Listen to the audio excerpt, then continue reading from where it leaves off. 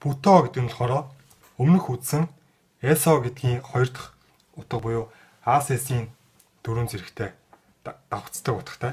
Тэнд АСС. Гэхдээ энэ буто болон ЭСО хоёрын ялгаа нь юу вэ гэхээр буто нь цаг хугацааны хувьд цаг хугацаа заахта тэдэн цагаас өглөөнөөс өчигдрөөс илэргэж явахдаа бутог хэрэгэлдэг.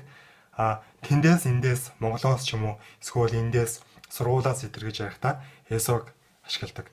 За буто гэдгийг одоо жишээлбэл нэг цагаас гэж ярих юм бол хан ши бу то эхлэн гэж хэлээ л да. Нэг цагаас эхлэх юм бол эхлэх гэдгийг шижаг хада гэдэг. Тэгээд даа насагтаад ихшгээр төгсөж байгаа юм шиг бэнд ороод хамны да гэд. Ханши буто шижаг хамны да. Нэг цагаас эхлээд эхэлнэ гэд. За тэгээд буто болон ЭСО хоёртой зэрэг хэрэглэдэг нэг даврыг бас сурыг.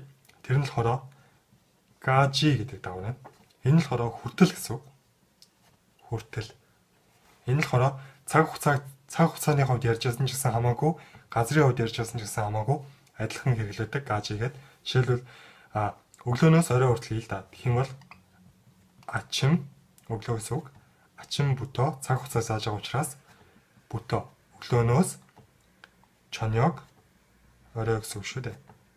Гажи өглөөнөөс орой хүртэл гэсэн үг.